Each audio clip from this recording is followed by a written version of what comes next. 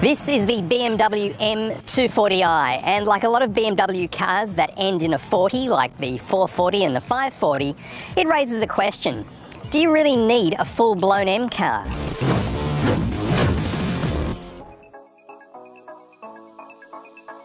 The 2 Series is a fantastic package, and the range-topping 240i is just brilliant, despite its slightly awkward shape and proportions. And interestingly, it's the first BMW to be completely designed and manufactured in Mexico.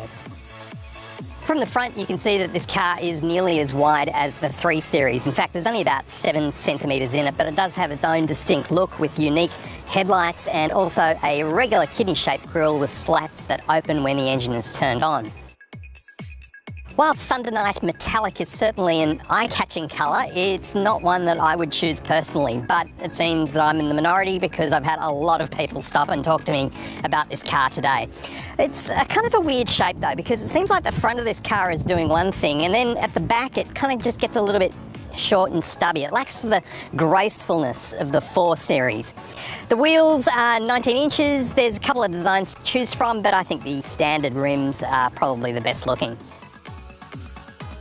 You see, for me, the back is just a bit short and stubby, and that includes these light clusters here that are a cool design, but I prefer the wider, more graceful looking ones of the 3 and 4 Series. Twin exhausts down the bottom there make a pretty awesome noise, and the boot is actually pretty usable for a car this size. 390 litres, which is a pretty good amount of space. You can easily drop the rear seats from the remote latches here in the boot as well for more storage space.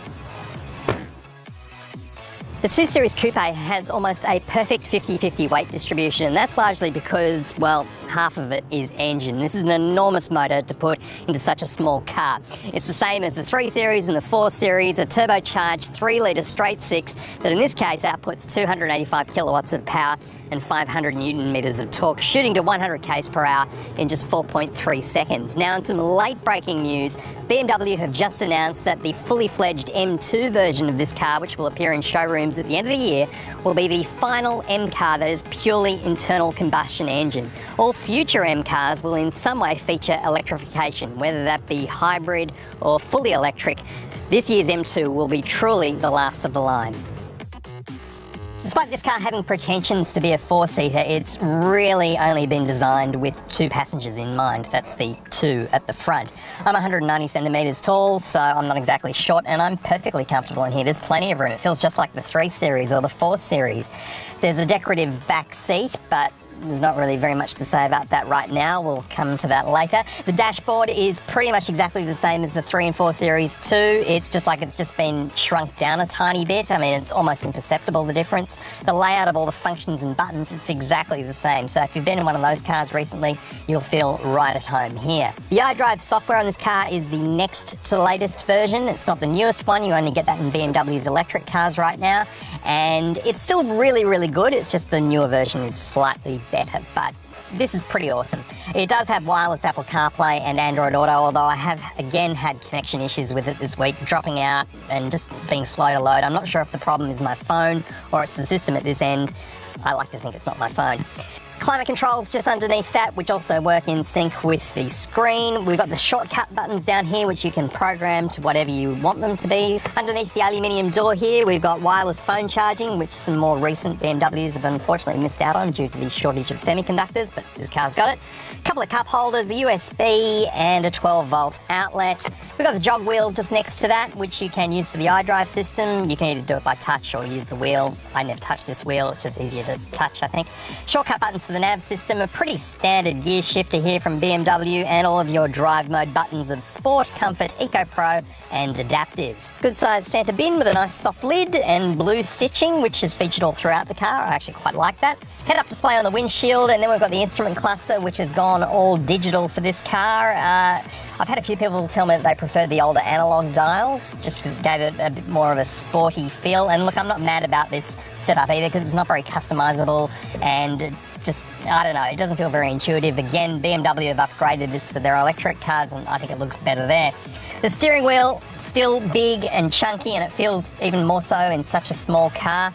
But it does have a nice feel to it, this wheel, despite its chunkiness with the leather stitching, and we've got some cruise control and audio buttons here, plus paddles to gear shift with. The leather bucket seats are extremely comfortable and they look nice too with this blue stitching. You can adjust them into any position you need to get them into. Plus there's adjustable bolsters and lumbar support. So for a long journey, this is where you want to be. It's very, very comfortable. Plus they are fully heated, not just on the bottom cushion, but all the way up, which is actually a unique thing. You don't see that in too many cars. The seating position, nice and low in the cabin. It feels really sporty, but there's great visibility out the front. Not so good in the blind spots just because those rear windows are so small, but the rear windscreen is actually quite large, so you've got good visibility there. And the wing mirrors are a little on the small side, but they'll do. One little design feature I really do like in this car, and that is the M-coloured insert here on the doors that actually light up and flash when the doors are open. Being a sporty coupe, we've got some nice big doors here with frameless glass. They look pretty good. So, the back seat. Yeah, this doesn't really work. In this lounge-like configuration with my legs on one side of the car and my body on the other, it almost works, but even then there's no headroom. So I don't know who this is designed for. You'd have to be a very small child, I think, to actually be comfortable in here sitting behind me anyway in my sitting position. But there is another design of climate control back here, so at least you won't be too hot or too cold. That's good. There's an armrest with 2 cup holders that I can't actually put all the way down. And another little storage thing here in the middle. Strictly a 2-seater back here. I think it's more like half a person.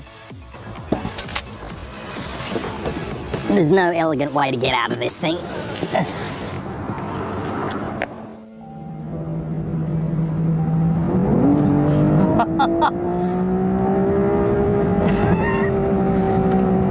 God, for a car that's not an M car, this is so good.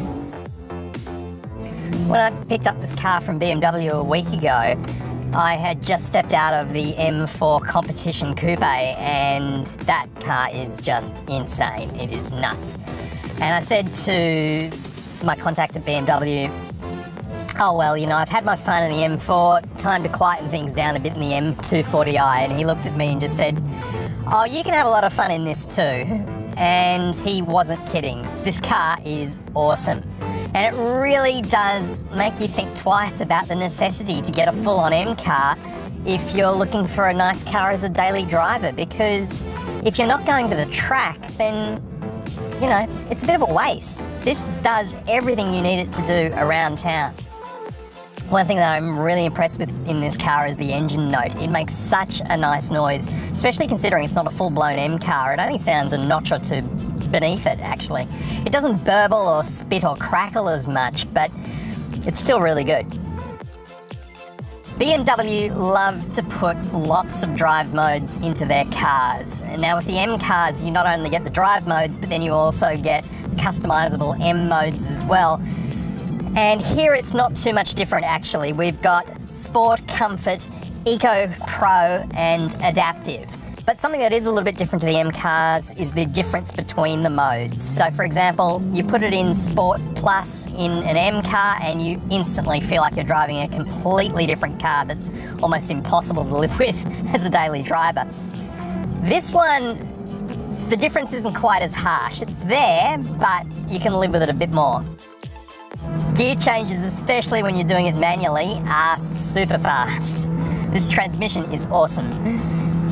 One minor thing I forgot to mention before when I was doing my review of the interior of the car is I am let down by a small thing, and it's the feeling of the buttons for the power windows just here next to me. They feel quite cheap and plasticky. For a car that costs as much as this one, I would have expected some nice metal buttons like we've seen in the M4, but no, here we've just got some fairly plasticky switchgear, which is a bit disappointing.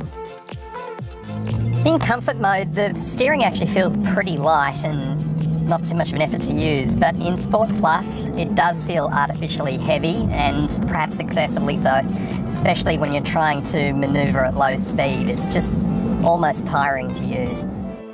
0 to 100 in the BMW M240i is officially 4.3 seconds, which looks and feels a little bit like this.